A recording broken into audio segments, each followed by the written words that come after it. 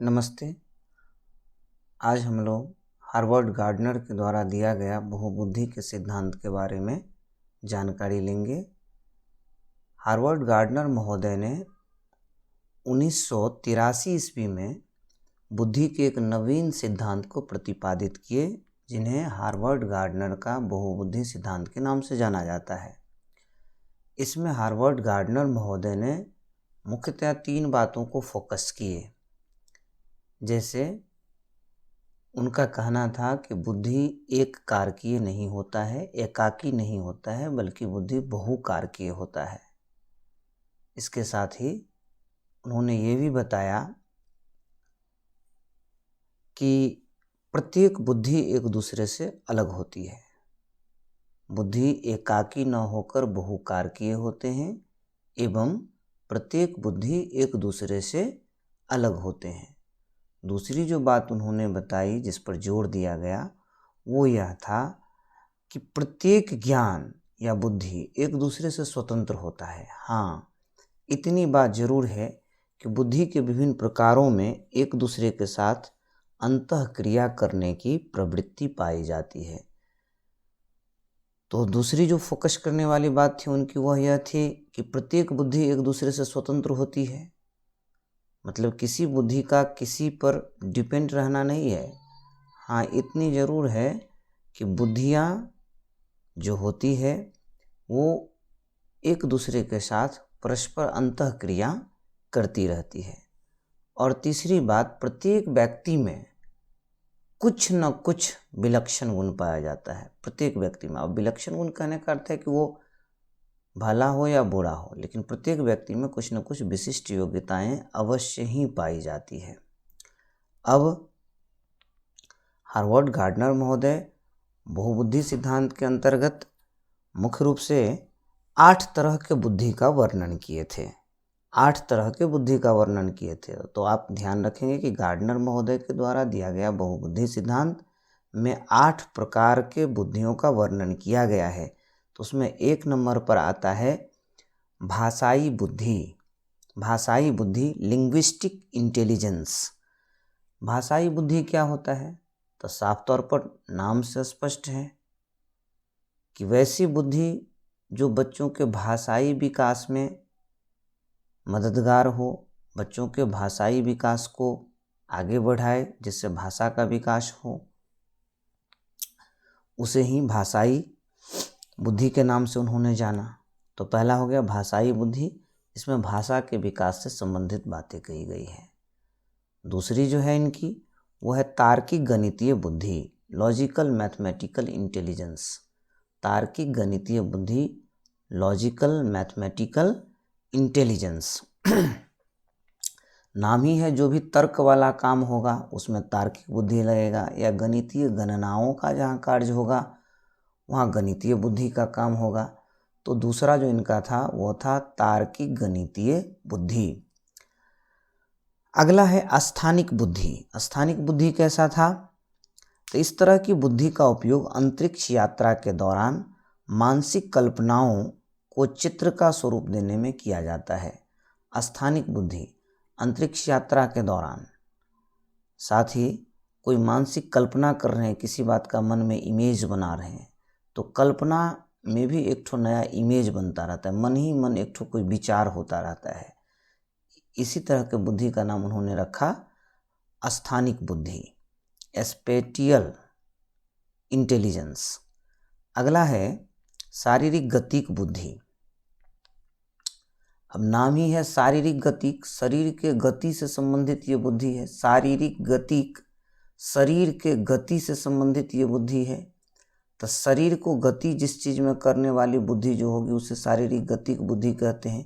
जैसे सूक्ष्म शारीरिक गतिक बुद्धि है, जैसे हम कलम से लिखते हैं तो इसमें हमारा जो हाथ है वो गति कर रहा है, तो ये गतिक बुद्धि है।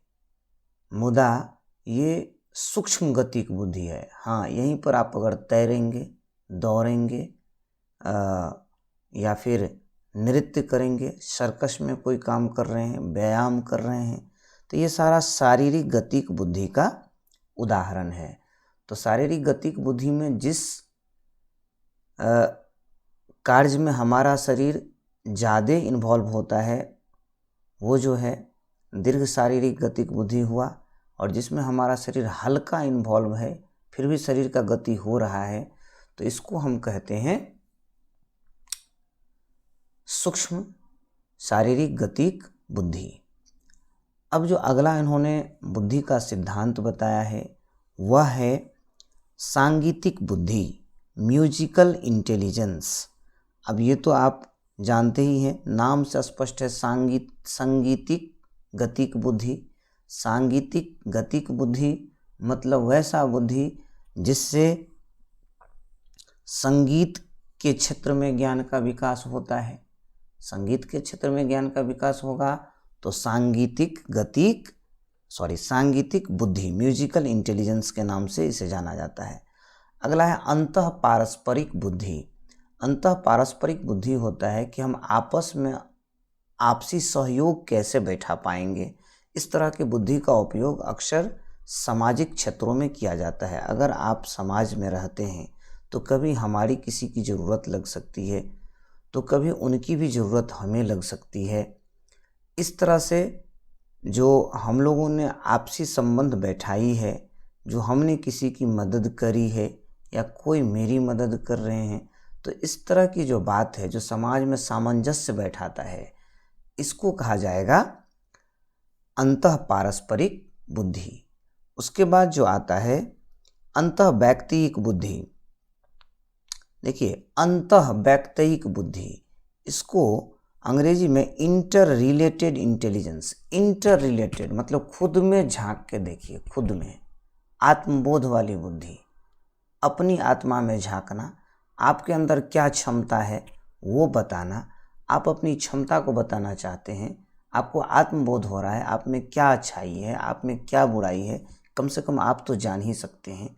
इंट्रोस्पेक्शन करना, मोटा मोटी इसी बात को समझिए जो हार्वर्ड गार्डनर महोदय ने बताया है अंतः वैयक्तिक बुद्धि। अब आ जाता है नैसर्गिक बुद्धि या प्राकृतिक बुद्धि। नैसर्गिक या प्राकृतिक अर्थात ये नेचुरल इंटेलिजेंस है जो गॉड के तरफ से, गॉड के दिया गया चीज़ों पर जब हम विचार विमर्श करते हैं या उनके बारे में सोचते हैं या उनसे संबंधित जो बुद्धियां हैं, जो भगवान के द्वारा बने बनाए चीज़ हैं, उनके बारे में जो हमें समझ है, जो जानकारी है, इसी बुद्धि को कहा जाएगा नैसर्गिक बुद्धि या प्राकृतिक बुद्धि। तो नैसर्गिक बुद्धि के अंतर्गत क्या क्या आ सकता है? वनस्पति जगत आ सकते हैं, पेड़ पौधे, जीव जंतु, प्राणी समूह, या फिर प्राकृतिक सौंदर्य आ सकते हैं। प्राकृतिक सौंदर्य में कौन आएंगे? प्राकृतिक सौंदर्य में आते हैं जैसे नदी है, हवा, झरना, नदियाँ तो हो गया, पक्षी, पेड़ पौधे, जो प्रकृति ने सौंदर्य बनाया, इसको कहा जाएगा नैसर्गिक बुद्धि या प्राकृतिक बुद्धि। इसमें हम लोग ये धरती पर जो जीवन यापन करने वाले जीव जंतु हैं उन सारे के बारे में हम लोग की जो भी बुद्धि है, या फिर प्रकृति के द्वारा जो भी पेड़ पौधे, वनस्पति जगत, यहाँ की झरना, नदियाँ, झीलें, पशु पक्षी जो भी हैं, जो भगवान के द्वारा बनाए गए, उनसे संबंधित जो भी बुद्धि है हमारे पास, ये सारे कहलाएंगे प्राकृतिक बुद्धि या नैसर्गिक बुद्धि। तो इस तरह से हम लोगों ने हार्वर्ड गार्डनर महोदय के द्वारा जो 1983 में उन्होंने बहुबुद्धि सिद्धांत का प्रतिपादन किया था उसके बारे में अभी जानकारी इकट्ठा किए हैं। उनका कहना मुख्य रूप से ये था कि बुद्धि का स्वरूप एकाकी न होकर के बहुकारकीय होता है, साथ ही सारा बुद्धि एक दूसरे से स्वतंत्र है। अब ये बात है, उनका कहना है कि बुद्धि एक दूसरे से स्वतंत्र है, लेकिन एक बुद्धि का दूसरे बुद्धि ग्रहण करने में आवश्यकता हो सकती है, इसीलिए बुद्धि एक दूसरे से आपस में इंटर रिलेटेड है। इसके बाद आती है कि प्रत्येक व्यक्ति में कुछ न कुछ विशिष्ट गुण अवश्य होगा। अब चलिए इन बातों को छोड़कर हम चलते हैं हार्वर्ड गार्डनर महोदय की जो 8 प्रकार की बहुबुद्धि सिद्धांत है। सबसे ज़्यादा यही पूछा जाता है कि हार्वर्ड गार्डनर के, एक बार तो ये भी पूछा गया कि कितने प्रकार के बुद्धि सिद्धांत दिए, वो 8 प्रकार के दिए हैं। पहला भाषाई बुद्धि। भाषाई बुद्धि में भाषा के विकास से संबंधित जो बुद्धि है उसको उन्होंने भाषाई बुद्धि के अंतर्गत रखा, लिंग्विस्टिक इंटेलिजेंस। दूसरा जो उन्होंने रखा उसका नाम था तार्किक गणितीय बुद्धि। तो जो जिस बुद्धि के अंतर्गत तर्क करना शामिल हो या गणित की गणना से संबंधित कोई बात हो तो इसको कहा जाएगा तार्किक गणितीय बुद्धि। अगला उन्होंने बताया स्थानिक बुद्धि। स्थानिक बुद्धि में हम लोग चर्चा कर लिए थे, इस तरह के बुद्धि का उपयोग अंतरिक्ष यात्रा के दौरान मानसिक कल्पना का एक मन में ही चित्रित होता रहता है कोई बात, तो इसको कहा जाएगा स्थानिक बुद्धि। इसके बाद जो बुद्धि आता है उनका वो आता है शारीरिक गतिक बुद्धि। नाम से स्पष्ट है, शरीर के गति से संबंधित बुद्धि। ऐसा बुद्धि जिसमें हम शरीर की गति करते हैं, तैरते हैं, दौड़ते हैं, व्यायाम करते हैं, नृत्य करते हैं, सर्कस में काम करते हैं या फिर लिखते ही हैं, शरीर तो गतिशील है। तो ये हार्वर्ड गार्डनर के शारीरिक गतिक बुद्धि के अंतर्गत आता है। इसके बाद उनका 5वां है सांगीतिक बुद्धि। सांगीतिक बुद्धि स्पष्ट है, संगीत के ज्ञान से जुड़ा हुआ है। इसके बाद आता है आपको अंतः पारस्परिक बुद्धि। पहले ही बताया कि आपस में परस्पर मिलजुल करके रहने की जो बुद्धि है, जो समाज में उपयोग किया जाता है, वह है अंतः पारस्परिक बुद्धि।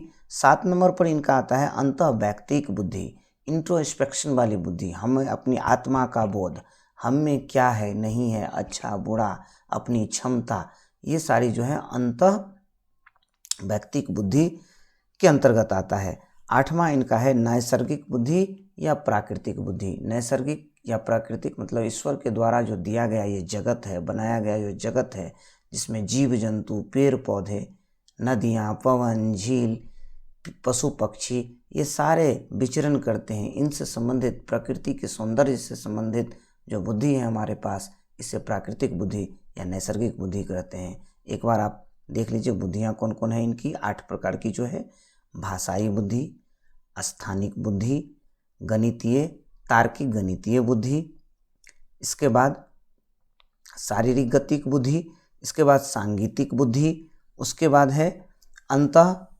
पारस्परिक बुद्धि, उसके बाद अंतः वैयक्तिक बुद्धि और अंत में नैसर्गिक या प्राकृतिक बुद्धि। ये हार्वर्ड गार्डनर की बहुबुद्धि के सिद्धांत हैं। मोटा मोटी बात इसमें बताई गई है, बहुत ज़्यादा डिटेल नहीं किया गया है। मैं जब अगली कक्षा में बोर्ड पर आऊँगा तो मैं वहाँ डिटेल बताऊँगा। आज मैं सीटेट के लिए पहली बार इस तरह से वीडियो बना रहा हूँ, लेकिन प्रयास रहेगी मेरी कि मैं आपको बोर्ड पर खड़े होकर के ढंग से समझा सकूँ। आपको मैं अच्छी तरह समझाऊँगा, ये मैं आपसे प्रॉमिस करता हूँ। धन्यवाद।